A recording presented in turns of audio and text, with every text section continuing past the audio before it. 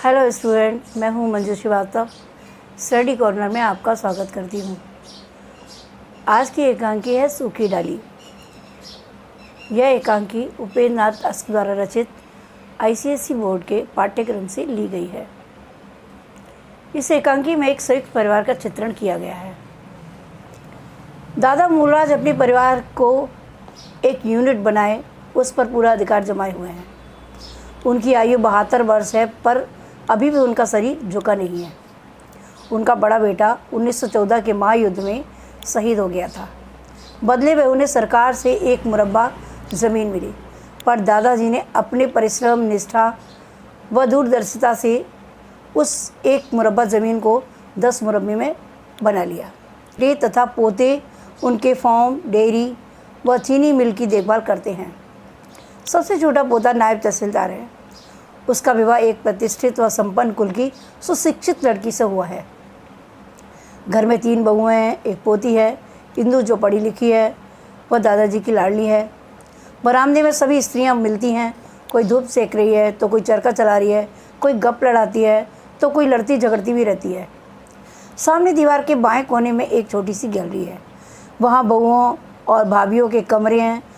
दोपहर होने में अभी देर है। गैलरी से स्त्रियों की बातें करने की आवाज़ें आ रही हैं। पर्दा खुलने के थोड़ी देर बाद इंदु गुस्से से प्रवेश करती है और दाईं तरफ के तख्त पर बैठ जाती है। बड़ी बहू उसके पीछे शांत भाव से चलती हुई आती है। बड़ी बहू इंदु के कंधे पर हाथ रखते हुए पूछती है, कहो तो, कुछ तो कहो, छोटी बहू ने तुमसे क्या कह दिया? इंदु क्रोध में भरकर बताती है कि वो अपने मायके की ही तारीफ करती रहती है। हम तो उसके लिए मूर्ख, गंवार और असभ्य है। उसने मिश्रानी को भी काम से हटा दिया है। कहती है कि उसे काम करना नहीं आता। मैंने जाकर समझाया कि वह 10 साल से यही काम करती है। सभी काम तो वह करती है, बस नौकरों से काम लेने की तमीज़ होनी चाहिए। इससे विफर पड़ी। हाँ, मुझे काम कराने का ढंग नहीं आता। मैंने तो नौकर यहीं आकर देखे हैं और लगी अपने मायके का गुणगान करने। बड़ी बहू आश्चर्य से सुनती है।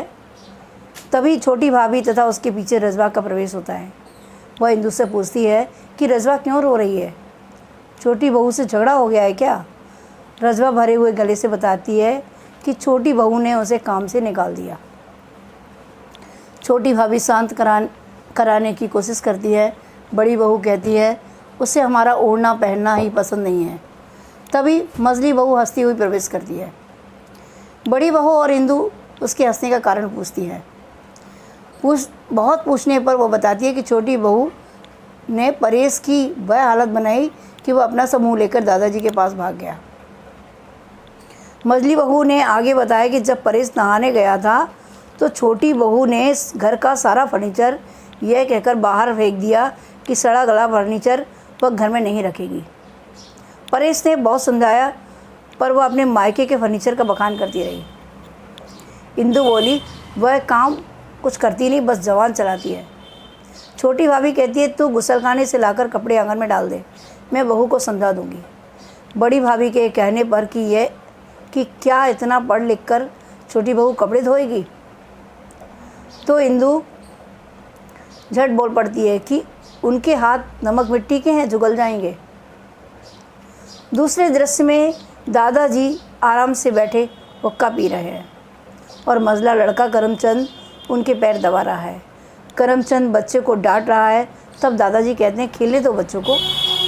बटकी पूरी डाल आंगन में लगा दी और उससे पानी दे रहे हैं। नहीं जानते कि पेड़ से टूटी डाली जल देने से नहीं पनपती। फिर करमचंद से कहते हैं, एक बार जो डाली वृक्ष से टूट गई उसे लाख पानी दो, उससे वो सरसता ना आएगी। और हमारा परिवार बरगद के इस महान पेड़ की भांति है। करमचंद जब छोटे के अलग होने की बात बताता है तब उन्हें लगता है कि उसकी बहू प्रसन्न नहीं है। तो दादाजी कहते हैं कि उसे यदि कोई शिकायत थी तो उसे तत्काल मिटा देना चाहिए था। करमचंद के यह कहने पर कि छोटी बहू इस घराने को अपने मायके के घराने से छोटा समझती है और घृणा की दृष्टि से देखती है। दादाजी उसे समझाते हैं, बेटा, बड़प्पन बाहर की वस्तु से नहीं बड़प्पन तो मन का होना चाहिए। तभी भासी आकर दादाजी से कहता है, मल्लू और जगजीत ने मेरे बट के पेड़ को उखाड़ दिया। दादाजी उन्हें शांत कराते हैं। परेश को देखकर दादाजी पूछते हैं कि बहू ने कपड़े धोए या नहीं, पर परेश को लज्जित देखकर पास बैठाकर समझाने लगते हैं कि उसे किसी बात की चिंता नहीं करनी चाहिए।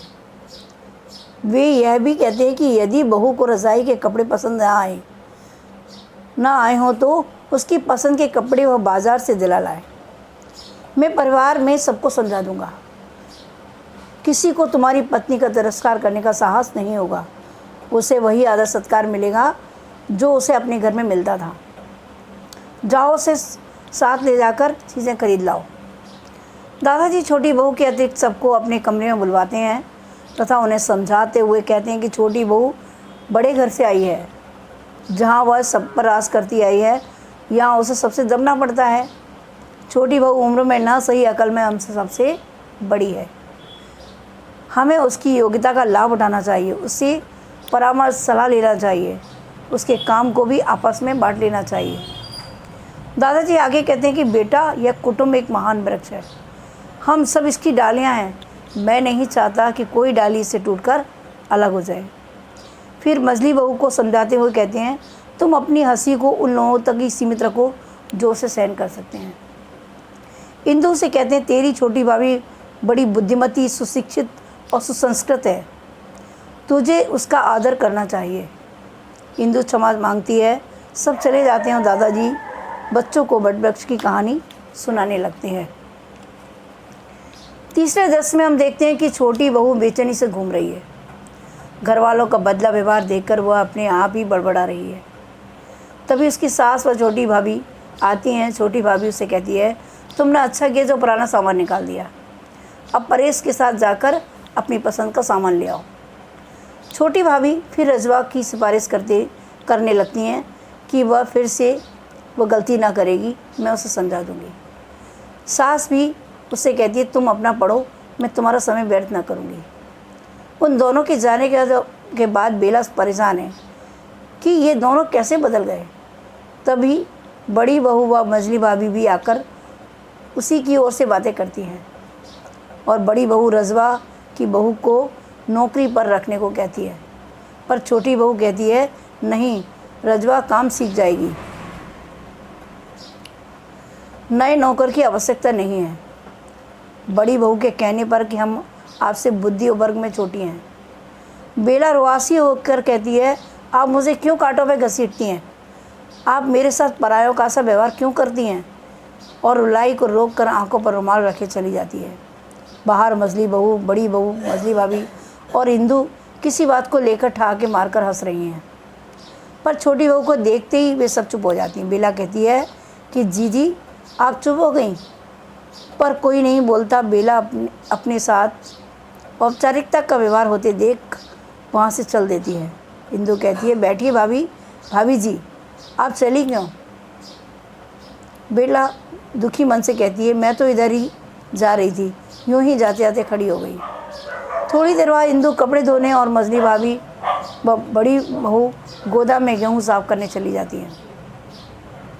बाहर परेश और बेला बातें कर रहे हैं। बेला परेश से कहती है, आप मुझे मेरे मायके भेज दीजिए, यहाँ कोई मुझे अपना नहीं समझता, किसी को मैं नहीं समझती। मैं जाती हूँ तो सब खड़ी हो जाती है, मेरे सामने कोई हंसता नहीं है, कोई मुझे काम को हाथ लगाने नहीं देता। सब मेरा इस प्रकार आदर करती है मानो मैं ही इस घर में सबसे बड़ी हूँ। परेश कहता है, तुम्हें शिकायत थी, कोई तुम्हारा आदर नहीं करता, तुम्हें सबसे दबना पड़ता है, तुम सबका आदर करती हो। बेला से शक्कर कहती है कि मैं खुद नहीं जानती कि मैं क्या चाहती हूँ, पर यह सब आदर सत्कार सुख आराम नहीं चाहती। तभी इंदु आती है और बेला के पूछने पर बताती है कि सबको दादाजी ने समझाया है कि आपका आदर करें। दादाजी सब सह सकते हैं, पर किसी का अलग होना नहीं। वे कहते हैं, इससे पहले कि कोई डाली पेड़ से टूटकर अलग हो जाए, मैं ही इस घर से अलग हो जाऊंगा। बेला इंदु से गलत कहती है, तुम लोगों ने मुझे कितना गलत समझा। इंदु कपड़े धोने जाती है तो बेला कहती है कि मैं तुम्हारे साथ कपड़े धोऊंगी और मुझे भाभी जी ना कहकर केवल भाभी कहना, और दोनों कपड़े धोने चली जाती है। दादाजी मल्लू की उंगली थामे प्रवेश करते हैं तो बेला को कपड़े धोते देखकर चौंक पड़ते हैं। इंदु कहती है कि मैंने तो बहुत देर मना किया पर भाभी मानी नहीं।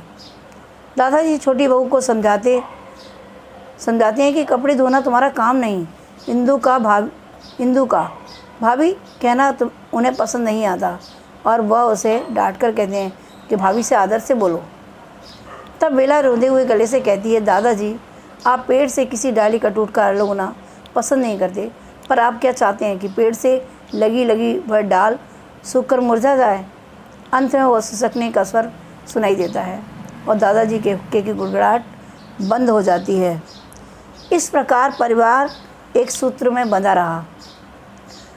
उसकी कोई भी डाली ना सूखी और ना ही टूटकर अलग हुई। तो यह थी आज की एकांकी। अगर आपको ये मेरी एकांकी पसंद आई है तो लाइक, शेयर और कमेंट्स ज़रूर कीजिए और मेरे स्टडी कॉर्नर को भी सब्सक्राइब कीजिए। Thank you.